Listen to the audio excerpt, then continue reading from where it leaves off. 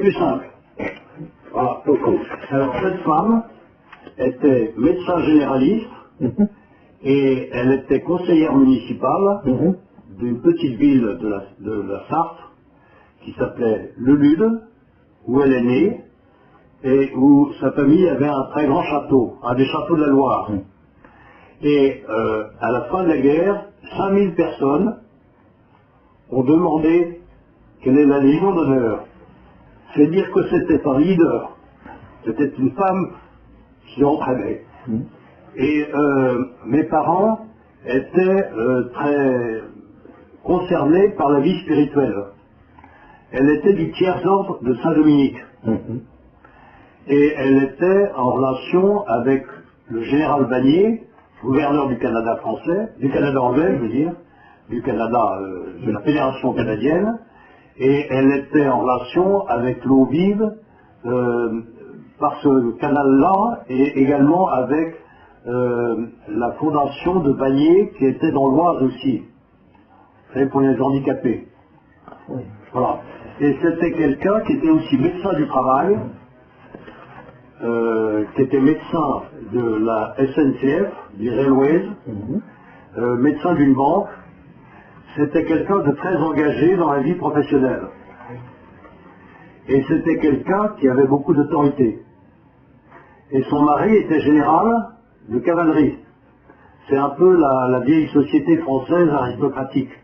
Enfin, c'est quelque chose qu'on comprend difficilement aujourd'hui. Mais elle avait le sentiment qu'elle avait des devoirs et pas des droits. Et c'est quelqu'un qui avait autour d'elle un grand rayonnement. Alors qu'est-ce que je peux vous dire sur son compte? Elle n'était pas toujours d'accord avec l'ordre de Saint-Dominique. Elle était très sociale. Elle n'était pas gauchiste. Mais elle avait le sentiment de la justice sociale. Et j'ai connu le père Thomas Philippe et Marie-Dominique Philippe, qui étaient enseignants de philosophie à Fribourg. Et ça faisait partie de l'équipe dans laquelle elle travaillait. Mais au-delà de ça, vous savez, je ne peux pas dire grand-chose. On parle d'un château où on a reçu des survivants des camps de concentration. Alors, peut-être, mais je n'en suis pas sûr parce que j'étais enfant. À ce moment-là, c'était dans mon château de famille qui s'appelle le Fayel. Et effectivement, mon père a été déporté pendant la guerre. Et il était, si vous voulez, elle a reçu comme médecin, par exemple, des gens comme la famille Toulouse-Lautrec.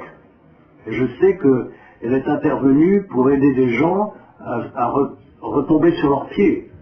Parce que quand vous rentrez de déportation en pesant 40 kilos, vous n'êtes pas tout à fait normal. Et en tant que médecin, il faut reprendre pied dans la vie. Et elle a joué un rôle là-dessus, mais elle était très discrète. Comme médecin, elle pratiquait le secret professionnel, et j'ai appris tout à fait par hasard qu'elle avait comme client des Rothschild, la famille du comte de Paris, mais aussi des Algériens, aussi des gens ce qu'on appelle le quartier de la Goutte d'Or à Paris, c'est-à-dire des gens extrêmement déshérités qui ne la payaient pas. Donc, je ne peux pas dire grand-chose sur les déportés qu'elle a aidés, parce qu'elle n'en parlait pas. Mais un jour, j'ai rencontré une dame qui était déportée justement à Belsen et qui était assistante sociale, et elle l'a aidée à se réinsérer dans sa vie, et elle a fait en sorte qu'elle puisse se marier avec un colonel, je ne me rappelle plus le nom, et je leur ai rendu visite et c'était très émouvant. Parce que elle a joué un rôle déterminant auprès de la famille pour que ce mariage se fasse. Mais je ne peux pas dire beaucoup plus. Le contact avec général Vanier, c'était aussi son fils qui était à Eaux-Vives, l'étudiant Vanier? Alors, je crois... j'ai reçu la visite, mon père et ma mère ont reçu la générale Vanier et le général Vanier dans notre maison de famille, qui est ici. D'accord? Ah oui. Et qui était dans l'Oise, à côté de Compiègne. Et j'ai une sœur qui a été aide-soignante justement dans cette organisation dirigée par le fils Vanier, qui a un rayonnement mondial. Ah oui. Oui, j'ai rencontré Jean Vanier. Vous avez rencontré le fils? Oui, le fils. C'est ça, oui. C'est un apôtre. Oui, bien sûr. Absolument remarquable. Et un homme absolument incontesté. Je me souviens que le père Thomas Philippe, Oui. il était pour la femme de général Vanier, Pauline Vanier. Oui. Il a dirigé au plan confessionnel. Oui. Est-ce que c'était... est-ce que vous savez les liens entre votre mère et le père Thomas Philippe? Comment c'était au plan spirituel ou c'était au plan... C'était plutôt au plan organisationnel. Organisation. Les parents, si vous voulez, étaient des gens qui étaient très sensibles. Enfin, il y avait le père Sertillan, j'avais Lubersac, il y avait toute l'école entre les deux guerres qui s'opposait idéologiquement au marxisme, au matérialisme, au camelot du roi qui étaient des maurrassiens. Et elle était très engagée dans ces problèmes religieux. Mais ce n'était pas une intellectuelle. Ce n'était pas quelqu'un qui maniait des concepts. C'était vraiment quelqu'un qui avait dans les tripes l'amour du prochain et le soin des gens. Ça m'est arrivé plusieurs fois dans mon bureau d'homme d'affaires de rencontrer des gens de mon entreprise, qui étaient des grandes entreprises de 10 000 personnes, disant « Votre mère a sauvé la vie de mon fils ». Et ça, c'était l'essentiel de sa vie. L'essentiel de sa vie, c'était la médecine. Est-ce que vous-même, vous avez visité l'Eaux-Vives? Peu, parce que j'avais 14-15 ans, si vous voulez, et j'étais pensionnaire, j'étais dans une boarding school. Oui. Et je préparais des concours. Et quand j'ai gagné ma vie, j'étais indépendant de ma famille. Monsieur Thompson. Mais j'ai rencontré plusieurs fois le père Marie-Dominique Philippe, et à Fribourg et à Paris. Le père Marie-Dominique Philippe est quelqu'un qui, par exemple, connaissait très bien le patron de Michelin, qui était un chrétien engagé. Oui. Et il était certainement un inspirateur de beaucoup d'idées politiques du patronat chrétien. Parce que c'est quelqu'un, si vous voulez, qui consacrait sa vie, au fond, à réfuter des idées dominantes de la première moitié du XXe siècle, qui étaient essentiellement matérialistes. La dialectique marxiste, hegélienne, même le sartrisme, c'était des choses qui n'avaient pas d'autre contrepoids que Étienne Marcel sur le plan philosophique et que les jésuites et les dominicains de ces écoles religieuses dont on parlait beaucoup moins parce que ça s'était fondé sur la foi et pas sur la raison. Il y avait eu aussi contact avec le philosophe Jacques Maritain. Oui, bien sûr, Maritain était, mais elle n'avait pas tellement de contact avec Maritain. Maritain faisait partie. Et aussi avec le nom du pape Roncalli. J'ai rencontré le nonce du pape Roncalli avant qu'il ne devienne pape. Mais c'était au collège de Pontoise, où il est venu rendre visite au collège. C'était votre... C'était le nonce du pape à Paris. Mais je ne peux pas dire plus. Il y a eu des liens entre Maritain et Roncalli à Eaux-Vives. C'est très logique. C'est très logique. Parce qu'il n'y avait pas beaucoup de gens, enfin il y avait, c'était pas la mode, la religion. Et votre mère, elle a pratiqué la médecine. Elle a pratiqué la médecine pendant 40 ans. 40 ans, Oui. même avec la famille et ses enfants. Même avec sa famille et ses enfants, je suis rentré, elle nous a appris à lire, à écrire et à compter. Et c'est quelqu'un qui, mon père a été le successeur du général de Gaulle à l'école de guerre. Le général de Gaulle était professeur d'histoire de la guerre à l'école de guerre. Et quand mon père rentrait de déportation, c'est lui qui a fait l'histoire de la guerre de 39-45, en interrogeant Guderian, Halder, les grands chefs de l'armée allemande. Et de Gaulle invitait de temps en temps mon père, amicalement. Mon père n'était pas du tout gaulliste, il était plutôt fidèle au maréchal Pétain. Et il l'a dit au général de Gaulle. Et malgré tout, de Gaulle le recevait. Et ma mère, ça l'embêtait d'aller à l'Élysée. Mon père était invité par le général de Gaulle dans les réceptions officielles. Ma mère restait là et c'était un sujet de plaisanterie entre de Gaulle et mon père et ma mère. C'est dans ma case. C'était une grande dame comme en Angleterre. Oui. Est-ce qu'il y a quelque chose sur sa vie, ce qu'on a publié déjà? Non, je ne pense pas. Non, parce que c'est pas... elle n'a pas eu beaucoup de fonctions électives. Ce n'était pas un homme politique. Elle n'a pas écrit. Elle a eu du rayonnement autour des gens auprès des gens qui l'ont entourée. Mais c'est tout. C'est tout à fait comme Dr. Thompson.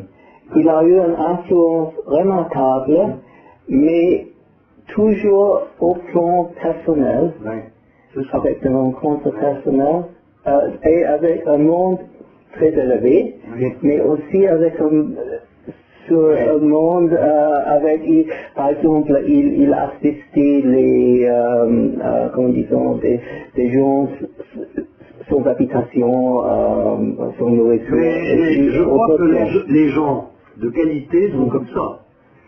Ils ont une philosophie de la vie qui fait que l'être humain est sacré, qu'il soit là ou qu'il soit là. Tout à fait.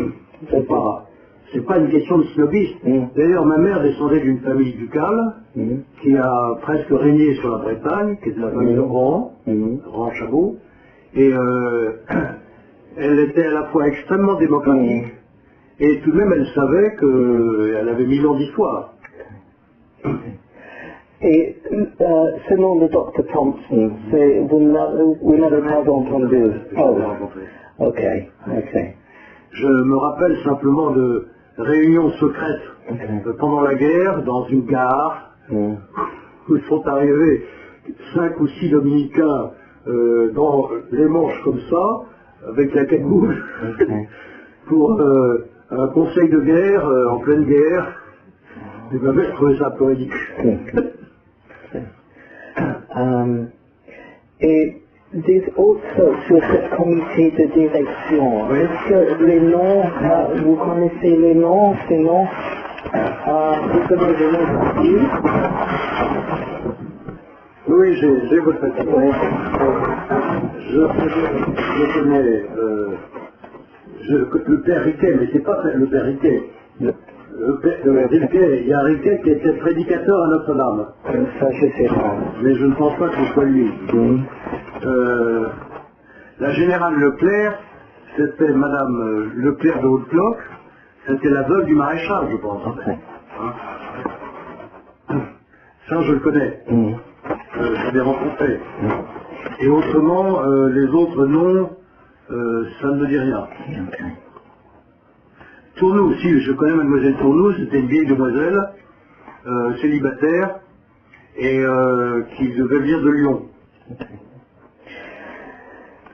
Mais c'était pas une enfin, je ne peux pas dire des choses utiles. Janson, c'est peut-être la famille Michelin. Peut-être. Parce qu'il y avait des... Mais je dis ça sous toute réserve. Parce que les Michelin étaient très engagés dans la religion catholique. Et est-ce que vous avez entendu sur le temps quand Ovive terminé pendant les années 50? Je crois qu'elle était un peu en désaccord avec l'orientation que l'Ovive avait prise. Ah, Oui. Mais je ne sais pas très bien pourquoi. ok. Peut-être les dominicains étaient trop radicaux. Peut-être ils étaient... ils voulaient faire faute sociale. Enfin, vous voyez, de la politique sociale, c'est-à-dire de l'interventionnisme, de l'étatisme, des choses qui ne relèvent pas du domaine de la foi, mais des œuvres. Mais Père Thomas Philippe était plutôt de la c'était une foi très mystique, très avec beaucoup de prières. Oui. Et je crois que c'était lui, il n'a pas pris cette façon radicale. C'est pas un intellectuel comme Marie-Dominique. Le frère de Thomas, professeur de philosophie à Fribourg, était un grand philosophe, un thomiste. Et lui était certainement en relation avec Marie-Thomas. Mais Thomas Philippe, lui, était dans l'aide aux handicapés mentaux, dont s'occupe Vanier. Et il y a eu aussi un autre médecin, Robert Préau. Oui. Monsieur Préau, le nom c'est pas là, mais pour lui, il a, c'était à Longueuil-Anneau, Oui. des origines de l'Arche, où c'était à la maison du docteur Préau. Oui. Le père Thomas Philippe revient et rejoint Jean Vanier. Oui. Et ce sont des origines de l'Arche. Alors l'Arche, c'est à la sortie de Compiègne sur la route de Soissons, dans un petit village où il y a effectivement des maisons qui ont été regroupées autour du père Thomas Philippe et de quelques mécènes. Je pense que c'était là. Oui. Je suis allé déjà souvent à l'Arche. Ah oui. Et je ne me rappelle plus le nom du village, mais je le retrouverai si c'est ici. Longueuil, je crois que Longueuil. Non, c'est pas Longueuil. Trois-Lits-Brel. Trolly. Trosly-Brel. Oui. C'est ça. Ok. Voilà. Ok. Merci. Est-ce qu'il reste des documents de cette période-là Je n'ai dans votre famille? Écoutez, je serai amené à regarder ça parce que maintenant je suis à la retraite. Et comme les gens à la retraite, on prend le temps de regarder le passé. Mais jusqu'à maintenant j'étais dans l'action, ce qui fait que je n'ai pas pu me retourner sur le... Et il y a certainement des papiers, mais qui ne sont pas explorés. Okay. Alors, j'ai vos coordonnées, et si je trouve des choses, je vous en tiendrai informé. Oui, je serai vraiment très... c'est vraiment très spécial, parce que dans les archives de l'État, il n'y a rien. Un peu... Mais les Dominicains doivent avoir des choses. Aussi, c'est parce que l'association de l'OVI, c'était indépendant des Dominicains. Oui. C'est-à-dire, il y a dans le Sauchois les programmes, mais c'est pas grand chose. Aussi quelques livres des gens, mais il n'y a pas des textes, il n'y a pas des choses administratives. Par contre, aux archives de l'Essonne, il y a des choses financières, parce qu'il y avait une autre fondation, fondation Robert Déhaut, parce qu'on a pris en anglais, les war damages, sur les propriétés, et on les a donnés à l'OVIV. Et M. Jean Vanier a organisé ça. Et ça, ce sont des archives départementales à l'Essonne, mais que ça. C'est-à-dire, sur le plan d'organisation d'Olive, il reste très peu. Oui. Mais Jean Vanier doit être très au courant. Jean Vanier, oui, j'ai parlé de l'heure avec Jean Vanier, absolument. Et il soutiendrait que des travaux historiques sur le livre. Il était très généreux avec son temps. Je pense que toutes ces personnes sont mortes. Oui. Sauf le père Marie-Dominique Philippe. Oui, il n'est pas mort, je pense. Thomas est mort. Oui. Thomas Philippe est mort. Mais Marie-Dominique Philippe n'est peut-être pas mort. Oh. Celui qui est professeur de philosophie à Fribourg. Ah, Fribourg. Okay. Et ça, c'est certainement quelqu'un que vous pourriez interroger. Ah oui. Vous téléphonez à l'université de Fribourg, et là, vous avez ses coordonnées. Ok, c'est une très bonne idée. Je vais tout ça parce que c'est très important, hein, les mémoires, et après je cherche... C'est un homme très intelligent et qui est très capable de répondre à votre attente. Ok, merci, je vous remercie beaucoup. Alors, c'est vraiment pour moi très spécial que vous m'avez reçu.